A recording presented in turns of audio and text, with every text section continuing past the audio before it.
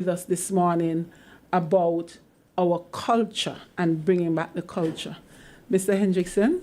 Yes, good morning, everyone.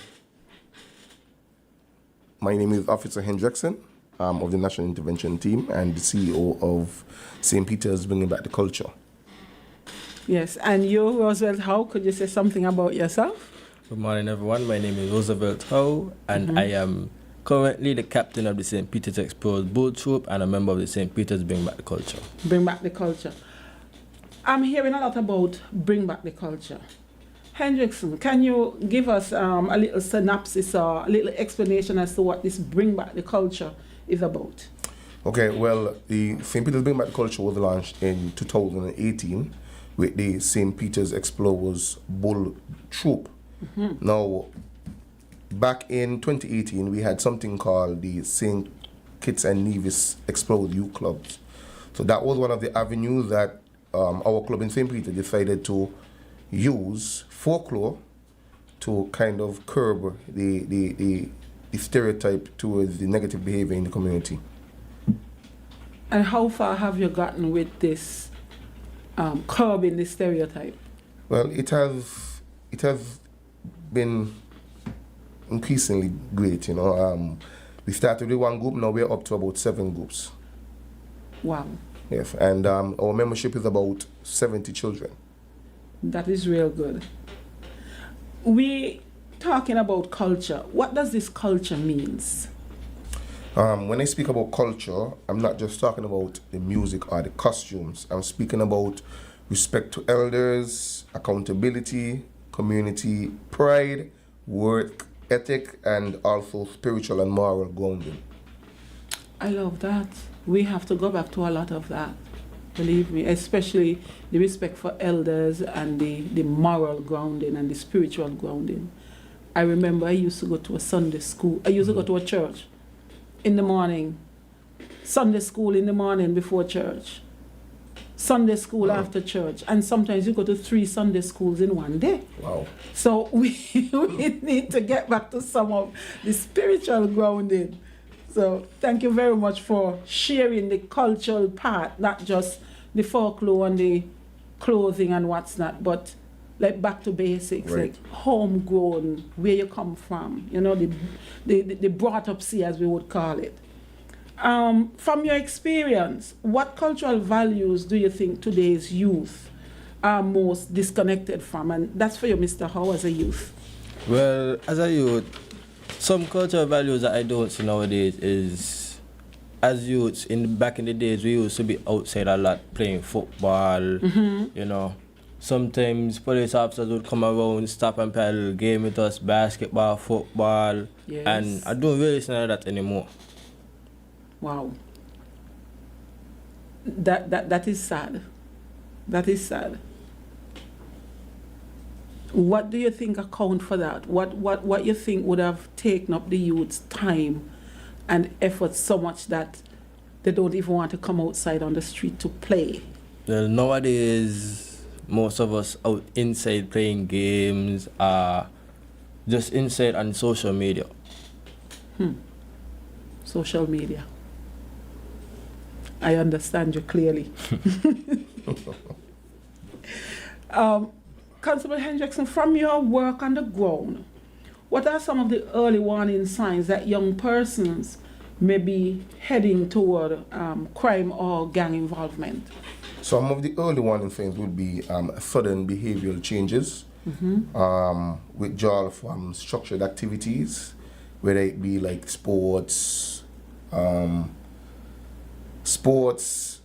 outdoor activities like hiking and stuff like that, yeah, some of those stuff. Association with older negative influences, disrespect towards authority, that is a big one, and obsession with violence or trying to create something called fast money. Yeah. Fast money. Explain that a little bit. Like for example, you know, on TV, they see this type of lifestyle where you sell drugs and you make quick earnings, you make quick cash. Yeah. That's not good for our youth. It's not. And hence the reason why we trying to reintroduce the cultural thing to break away all those Negative negativity. stereotypes, right? Correct. Right. In your view, why do some traditional intervention methods fail to reach the at-risk youth? Okay. Repeat the question again. In your view, why do some traditional intervention methods fail to reach at-risk youth? Well, I think it's because the young people, they don't usually feel rooted, right? They search for identity elsewhere. So gangs offer belonging, structure, recognition, and protection. If you don't feel, don't give them something positive to go towards, then they will try something else, basically. And most times it's the negative that Something they bad, will. right? You mentioned that the gangs, they offer certain things. Are those real or just false? It is narrative. Yes. It's a false narrative. They don't usually offer none of those things. So it's like a false hope they give children to join the gangs, giving the illusion. But in all factuality, the gangs lifestyle, the only two options you have: death or prison, basically. I understand. So when people or youngsters would say, well, these are my friends and they show me love, what does that mean? Well, they're not genuine. It's not genuine love. Because the love, when someone loves you, they won't encourage you to do bad things.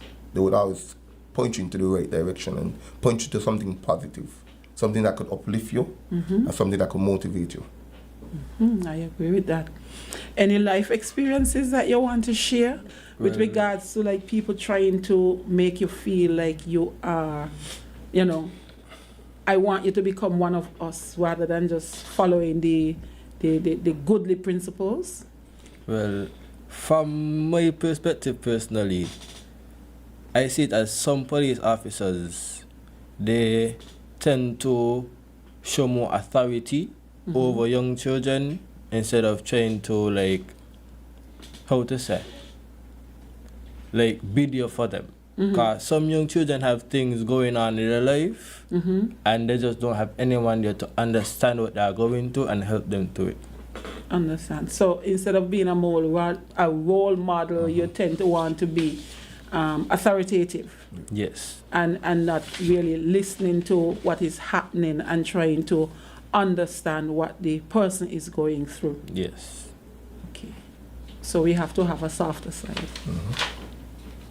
Thank you very much for sharing. You're welcome.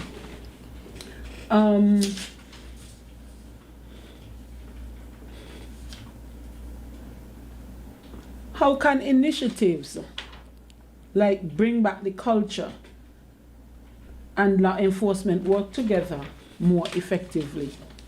Well, I think that I could give you a real life scenario. Sure. Like 2 years ago, Share. my organization and the Royal St. Christopher Nevis Police Forces National Intervention Team, we did a school tour in the Basti area where we took some of the clowns to the various schools and we had some interventions. So what we did, we spoke to the children about gangs and violence and staying away from bad company, and then after we would have gone through that, we gave them a little entertainment with the clowns. So it's like you're giving them a taste of culture and you're still giving them a taste of law enforcement and what's our role and what are their role in the society and community. All right. Well, any more of that will be happening soon? Hopefully, yes. Hopefully. We have something planned for September. So That's just before or after independence? around Independence Around Day. Independence Yes. Day. And Okay, so they also- will get a treat. Get the treat, yes. Yes. Also, for us, for St. Peter's Bring Back the Culture, we have practices on Thursdays with the youths to practice the different cultural art forms. Okay. And what Mr. Hendrickson has planned is to bring certain people in to talk to the youths and like give them a different perspective of life. And I'm sure it will be a better perspective than what they have been into or going towards. Right. When you say different folklore, what does that include? I know the bull troop, definitely, that's very vibrant. I've been seeing it all over social media. But what other folklore groups that you have? Okay, well, currently we have 3 bull groups. We have a 5 to 10-year-olds, which is the Camp Culture Bull. We have 11 to 16-year-olds, which is the St. Peter's Explorers Bull. We have an adult group, which is the Monkey Hill Bull.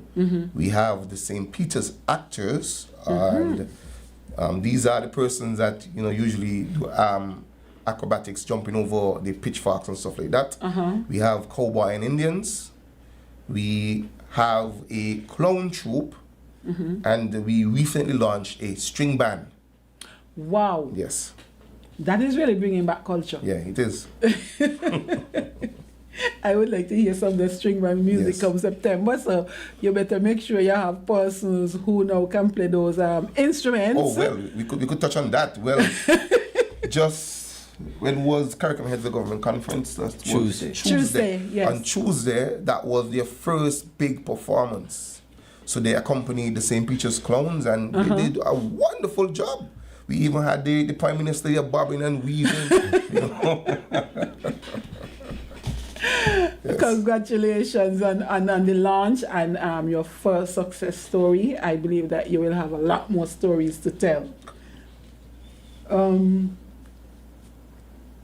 What mistakes sometimes police make when engaging youth programs? Okay, sometimes police officers only show up when there is trouble. Okay? Oftentimes, as police officers, we are authoritative, so we often speak down to youths. Okay? Yes. Another thing is, when you make a child a promise, you must always fulfill that promise, because then that would make them feel like we are telling them lies, or we're giving them a false sense of hope. Yes. And trust is often built in small moments. So something as simple as going and playing football or basketball, tennis, hockey, baseball, American football, something like that would build trust over time once it's continuously done. Yes. And it's easily eroded. Correct.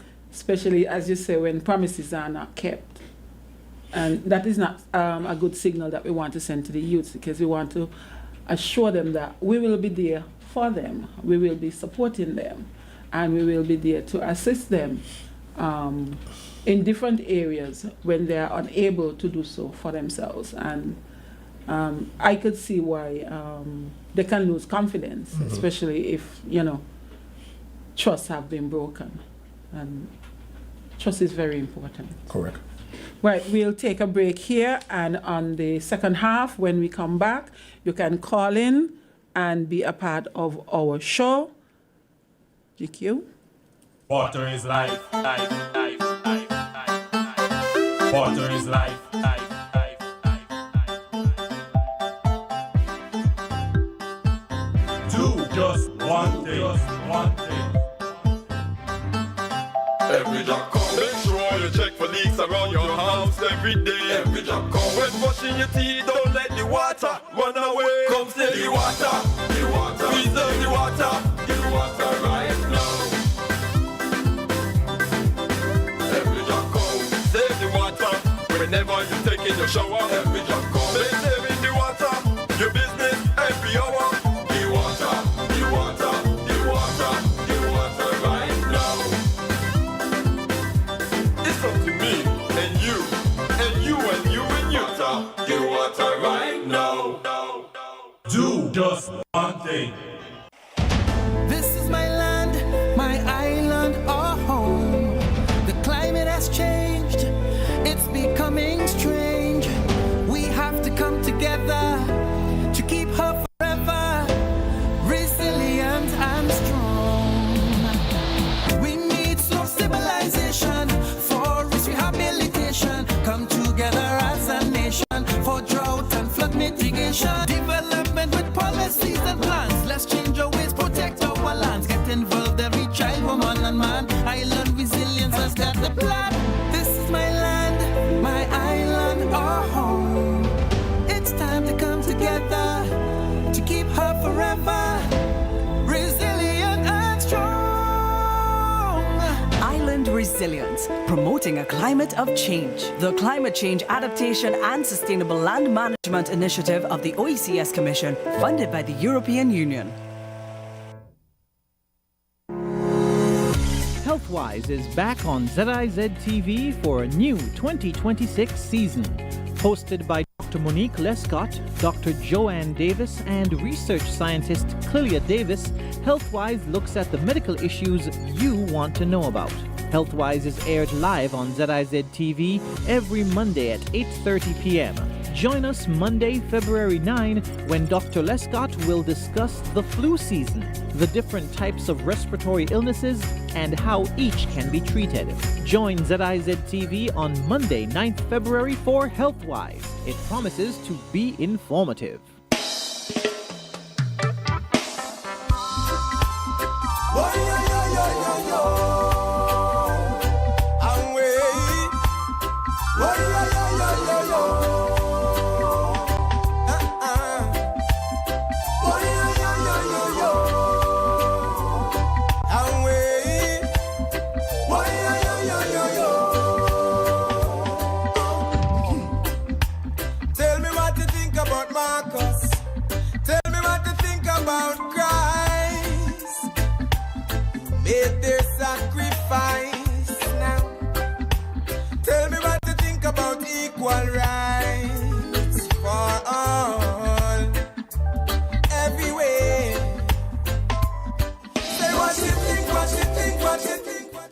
Good morning and welcome back to Policing with You. I am Inspector Shauna Francis Edwards, and in the studios I have with me Constable Aidan Hendrickson of the National Intervention Team and Mr. Roosevelt Howe. He is the president. No. I'm giving you a big title. Take it. Right. He is one of the founding members of the St. Peter's Bring Back the Culture. Right. So we would have discussed certain aspects of the Bring Back the Culture, what it's about, and personal experiences and what's that. So we now go into some challenges and all of that. I know that you have a busy life, and I know that the job keeps you busy. So how do you balance the cultural empowerment with accountability and discipline for the young people? Well, you know, as a police officer, for the kids, sometimes attendance is difficult for them. So in our organization, we try to instill in them that they must be present and punctual at each session in order to be rewarded with the opportunity to perform at events. Okay? Respect is mandatory in our organization. They must respect each member, they must respect their peers, and they must also respect the leaders that come to teach them. Leadership, it is earned. So someone that is a regularly attends the programs and has respect and manners are often given leadership roles. So they may become the captain, or they may become the vice captain, or general manager, or something of that sort. Okay? We celebrate talent, yes, but we also believe that we have to correct behavior as well. That is important. Put your headphones on. Good morning, caller. Hello. Good morning. Oh, good morning. You can hear me? Yes, we can. Yes. Good morning, my darling, the officer. Thank you, Lulu. Good morning to you. You was a part of the first youth thing what they had, the youth with Mr. Percival, right? Yes. Yeah. I remember this policeman was playing games with them. What's his name? Mr. Thompson. I remember seeing him playing basketball. Okay. Remember? You remember that? Well, we still do some of those things. Eh? We still do some of those things, but in a more organized way. We say, well, the policeman, they stop come around and they don't be around or something. I would like to say that. I want to congratulate the gentleman here who really taking up the responsibility with the youth, especially in the Christmas up to when we got football on Saturday. Some of the children, them just be up there displaying, and especially what they call them, they're really far. The actors. Yes, the actors. Yeah, even that, I was waiting for them. I just waiting for them. It's really one. They see them jumping over, I was here, I say, oh my God. If I go to them now, especially, but they're doing good, and they have the nice clothes and stuff like sedans and stuff. Yes. Up to Sunday, I don't know if his name was over there by the elderly people. Correct. Right. But I don't know if you remember, you could walk to an elderly person. Growing up, I know they had clown. He had a man named Billy from St. Paul's. He was a Macadambi, and he used to have the little clown in a little short skirt and a little umbrella. They used to call him something. So if you could do some of that, some other small one. Yeah, because this is a special food for carnival. Yes. So if you add something to the clown, them they don't look nice already. I like to see them, and so if you add a little something with that, you know. I mean, maybe you take time, expensive, and so, but you look at do something about it. But otherwise than that, I so appreciate what you do with the children. Take time out to the children and the work that they are doing, keep them out of trouble. I have a little grandson, and he's supposed to be playing football. And if his father don't get down on him to go and play football, he will play games all night and don't sleep. The kind of game you put on the TV. Yes. 1 o'clock, 2 o'clock, 3 o'clock, and hear somebody on the other side. And when he speak, you feel like he's speaking to somebody out in the street. Hard laughing, and you put the two of them. That was fun because of the games. So them kind of games, they don't take out over the children, them hand them from go out and play the games, them, especially football or cricket also. Yes. Watch everything, I don't support the children, then when they go play cricket in the park, then they go play football, but I didn't stop the football because the children, the school children especially, they used to say too much bad word. Well, yeah, they want me out this time, I go back down on the grass to see them, especially college, them in the college uniform. Yes. Too much bad word they used to say. If me and Pepe, we up in this and we went down and they don't, you know, everything is bad word. And, you know, if they conduct themselves and know a company they go in, you know, everybody ain't going to tell you, come do this, treat you something, they're going to tell you, come take a pull and you ain't know what they're doing, you know what they're putting in. Right. And that's what got many of our boys on the street, you know, so they really got to see and know who they keep in companies with, and even the parents got to know who they company with, yes. And where they're going, where they're going, and who they're going with, and all of that. So it comes down to parents too, along with you all who is taking care of them. So I'm so glad for you all, especially in the Christmas and so. So that is something good for you all. So keep up the good work. Thank you. I think you could get the young girls them for the special anniversary later on in the year. Yes. To make a difference. All the best and congratulations. Yeah, thank you. I could touch on that. Well, last year for the folk golo competition, that was one of the elements we brought back with the clowns. So we had a Japanese girl and we had a millionaire performing with them. So oh wow. Yeah, that is something we're looking forward to. The reception for that was very, very outstanding. So that's something we want to do in the future. Bring back the Japanese girls as well. Okay. Thank you. Okay, how can the schools and community leaders better support intervention efforts? I know that we, the police, we are trying our best to see what we can do along with some of the parents, but now we are asking about how the schools and the community leaders, how can they now better support the intervention efforts that we would have started? Well, this is something near and dear to my heart, so I'm hoping that this is done in the future. I think that the schools can help by incorporating the cultural education in the curriculum. That is something that I've been lobbying for a long time. Schools can also have more partnership with community groups. Well, as I said, we had our first performance with the Washington Archibald High School, where the string band actually performed for their National Heritage Assembly. Oh. So that is something that should be done more often with the school and the cultural groups, so that you could get more children interested in these folklore art forms. Right.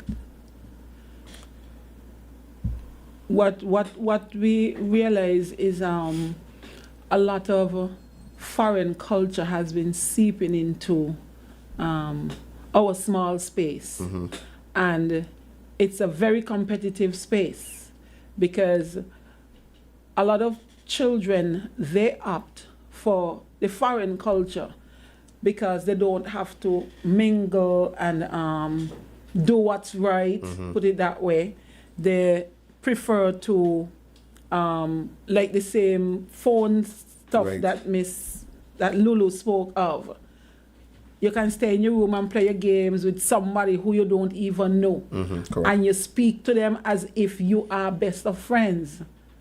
And everybody could hear you, but then for you to come out and have interpersonal skills and relationships with somebody who you are seeing every day is very difficult. Yeah, correct. It's very difficult. So I am happy that you mentioned that putting, incorporating cultural things into the curriculum. It's a bold step, but something has to be done if we have to save what little culture we have. Correct. Okay, so I totally agree with you on that front.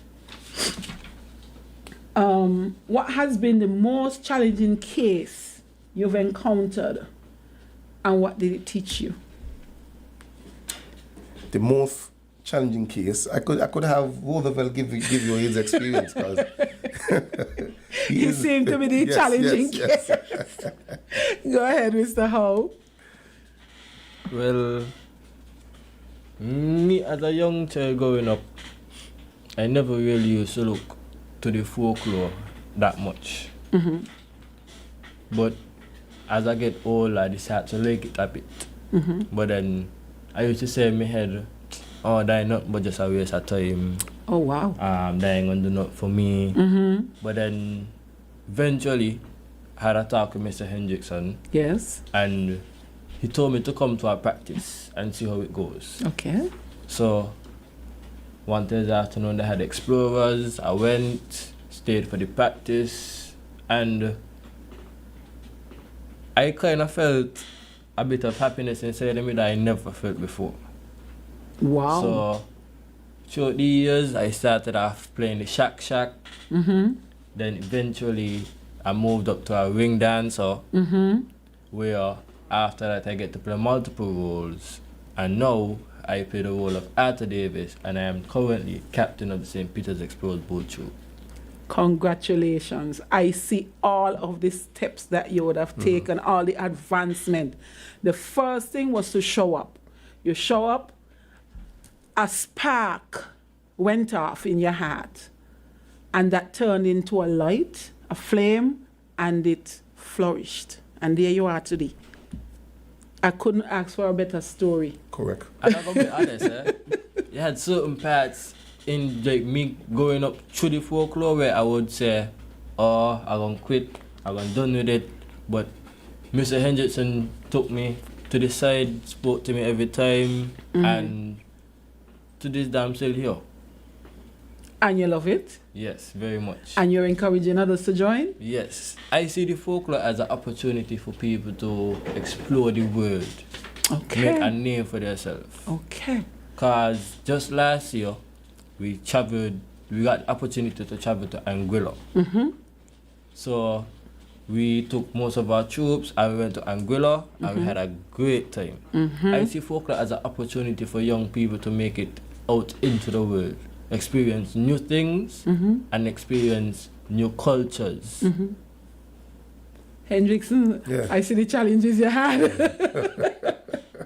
I see the challenges you had. You had to be coach and mentor and everything. Everything. Yes. Okay, we are wrapping up now because we have another live broadcast. So, what's next for Bring Back the Culture? What's next?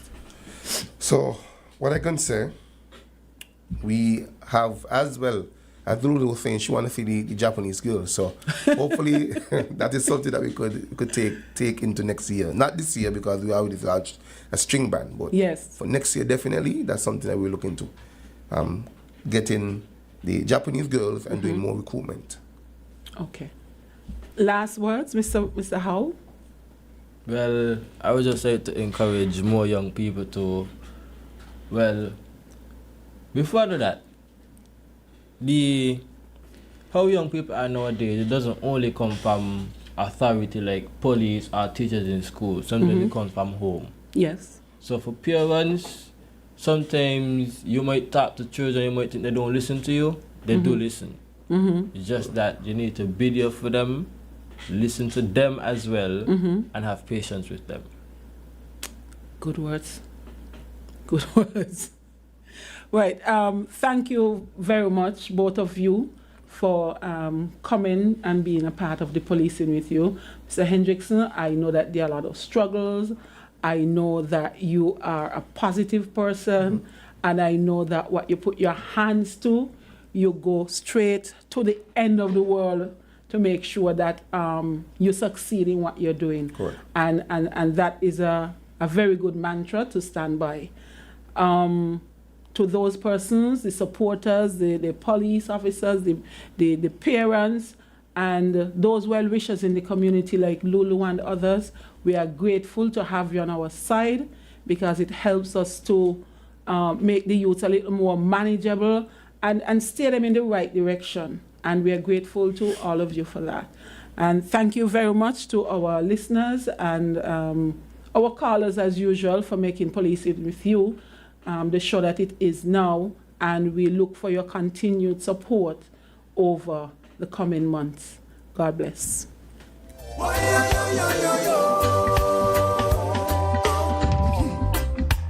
Tell me what you think about Marcus.